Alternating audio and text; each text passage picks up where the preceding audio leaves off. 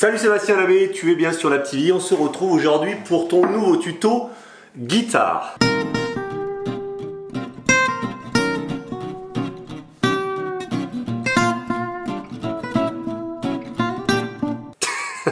Mais non, je déconne Glissou.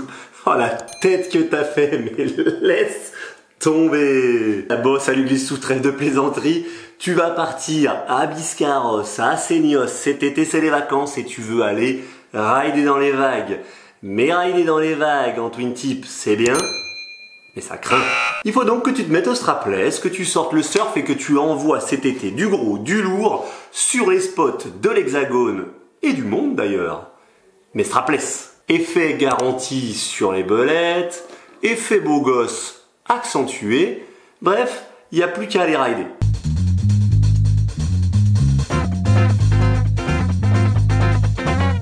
Alors oui, tu voudrais bien rider strapless, mais tu te demandes quels sont les prérequis, comment démarrer, etc. J'avais fait une vidéo il n'y a pas très longtemps, donc c'est pour ça que je te fais cette vidéo-là. Je te remets le lien, j'ai mis Pierre au strapless.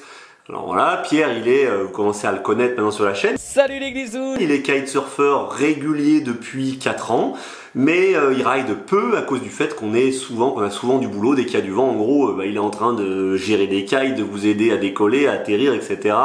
Ou à l'école, ou en train de ranger du matos. Bref, il ride peu, donc il progresse peu. Ce qui fait que jusqu'à maintenant, quand il y avait des vagues, il sortait en twin tip. Mais voilà. Kiteboarding in waves with a twin tip is a crime. Très bel anglais, je sais, bon, on y va tranquille, mais c'est ça, en gros, faire du twin tip dans les vagues, ça va bien 5 minutes, mais c'est pas de la glisse, c'est pas le même plaisir, c'est pas la même chose. Et puis bon, le surf, c'est super dans les vagues, et en plus, maintenant, on peut faire plein de choses sur le flat en strapless. C'est pour ça qu'il faut que tu te mettes au strapless.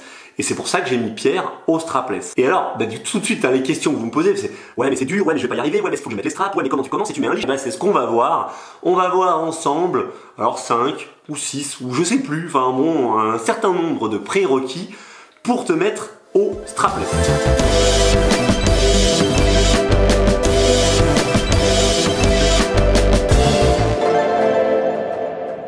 Numéro 1, le prérequis numéro 1, et contrairement à ce que tu vas penser, eh bien le prérequis numéro 1, c'est simplement de savoir kiter de manière moyenne. Et oui, pas besoin d'être une star du kitesurf pour te mettre au strapless. À partir du moment où tu tires vite fait des bords en twin tip, tu peux te mettre au strapless. J'ai même presque envie de dire que tu peux débuter en strapless. Et ouais, parce que finalement, par exemple, tu vois la phase quand tu apprends en twin tip, là, le fameux eagle, le crash en avant, les explosions, voilà, enfin, je vous passe tous les crashs, hein, on les connaît, vous avez toutes les compiles, je vous remets les compiles par là, mais toute cette phase, quand on démarre en strapless avec un surf, eh bien, on les évite. Donc, prérequis numéro 1, savoir faire un peu de kite, voire ne pas savoir faire de kite, ce qui veut dire qu'en gros, c'est même presque pas un prérequis. Numéro 2, strapless ou strap. D'accord, un surf, voilà, ok, je veux bien, tu m'as convaincu, le surf, ça va être plus en glisse, c'est mieux. Mais par contre, le water start, sans les straps, ça va être impossible. Eh bien, détrompe-toi, strapless, ne mets pas de strap. Et donc ça, le prérequis numéro 2, c'est ne pas mettre de strap. Tout de suite, on démarre tout de suite en strapless. Pourquoi? Il n'y a pas besoin d'avoir ridé avec des straps avant. Voilà, on démarre tout de suite. Pourquoi? Simplement parce que tu vas voir que c'est très facile de poser ses appuis et que c'est très facile de s'habituer à la planche et qu'un water start strapless n'est pas plus compliqué qu'un water start avec des straps ou à peine. Et ça vaut vraiment pas le coup de s'en faire tout un monde. Troisième prérequis, alors, ou troisième, on va dire, chose à faire quand vous démarrez le strapless, c'est de choisir votre kite correctement. Vous étiez en twin tip, vous auriez mis 9, et bien en strapless, pour le même vent, vous allez peut-être mettre 7 ou 8 si vous avez intermédiaire. Voilà, sous-toilez-vous un peu par rapport au twin tip pour ne pas vous faire arracher, pour vous retrouver confort, pas en panique sur votre surf. Ça va vous permettre de gérer la puissance de manière plus calme, sachant que vous avez besoin de moins de puissance puisque vous avez plus de flottabilité. Donc, ne vous surtoilez pas, gérez. Donc, le troisième prérequis, ça va être capable de choisir la bonne aile et être capable de ne pas se surtoiler. Le quatrième prérequis, avoir une board facile. Ne démarrez pas avec un gun pour vague de 3,40 m ou 3,40 m. 3,40 m, c'est pas tant que ça en fait, de 3 mètres ou 40 mètres, je sais pas ce que j'ai voulu dire, mais bref, ne démarrez pas avec quelque chose de trop radical. Prenez un surf suffisamment long, suffisamment large, avec un peu de volume. Le Orao que j'avais filé à Pierre était pas mal là-dessus. Pas mal d'épaisseur, donc de la flottaison, donc plus de facilité à se mettre en place sur la planche et à tenir debout. Et oui, parce que si vous prenez quelque chose de trop plat, de trop tendu, bah ça va taper, etc. Ça sera pas agréable et vous allez du coup avoir du mal à vous lancer. Si vous prenez quelque chose de pas trop tendu, un peu banané, avec un peu de volume, ça va absorber tout ça et vous serez beaucoup mieux. Prérequis suivant, le 4, le 5, on a dit la bonne board. Adaptez votre stance. Vous allez adapter votre stance et par rapport au twin tip, vous allez chercher pour être très vite à l'aise en strapless à avoir plus de stance. Donc autant sur un twin tip, on va avoir l'écartement équivalent aux hanches, autant pour le strapless, je vais vous recommander de prendre, allez, 15 à 20 cm d'écartement supplémentaire par rapport à l'axe de vos hanches. Ça va vous permettre d'être plus stable, d'être plus à l'aise et de mieux maîtriser cette planche. Plus votre niveau va augmenter, plus vous prendrez de stance, en particulier pour le strapless freestyle. Mais au début, prenez un peu de stance pour vous sentir à l'aise. Sixième peut-être, sixième prérequis, 5, 6, bon, quelque chose comme ça. Essayez autant que faire se peut de ne pas mettre de leash. Le leash, qu'est-ce qui va se passer? Vous allez vous emmêler. Alors, c'est bon, une histoire de sécurité, bien sûr, même si normalement, sur un leash de surf, vous avez un leash de surf, et donc beaucoup moins dangereux que les leashs de kitesurf.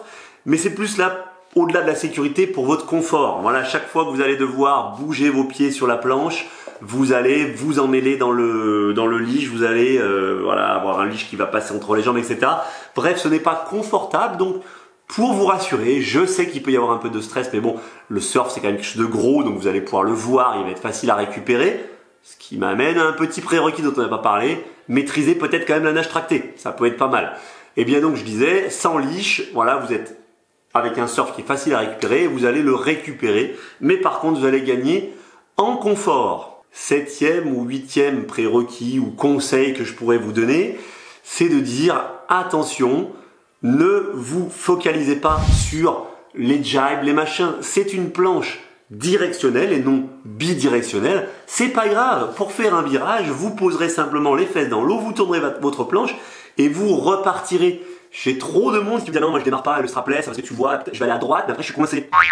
Comment ça, t'es coincé? Bah ouais, vu que je sais pas faire les demi-tours. Ah, Glissou, même en twin tip, quand on démarre, on sait pas faire les demi-tours et ça nous empêche pas de kiter et de tirer un bord. Donc là, c'est la même chose, te prends pas la tête. Le jibe, le virement de bord, le style, ça viendra après. Quand t'enchaîneras des grosses vagues et tout, là tu pourras jiber, etc. Là pour l'instant, tu poses les fesses dans l'eau. Au pire, s'il y a de la belette dans le secteur, tu fais genre, je me rafraîchis. Ma combi est un petit peu trop chaude et puis un petit peu trop serrée.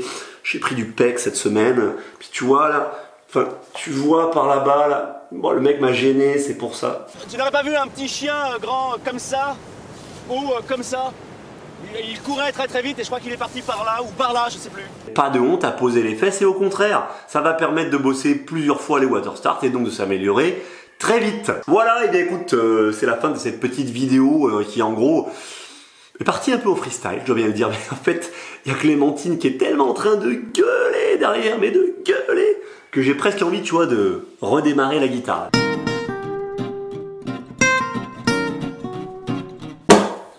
Et ben voilà, le calme est revenu. Ah non, elle pleure toujours. Bref, voilà, fin de cette vidéo. Je t'incite donc à te lancer en strapless, à ne pas te dire que c'est trop compliqué. C'est facile, il y a ces 5, 6, 7 petits prérequis, conseils à suivre. Et puis bah écoute, je te retrouve bientôt sur l'eau dans les vagues pour envoyer du lourd, parce que bon, il y a pas mal de tutos qui arrivent quand même. Je pars à Tenerife dans 3 semaines.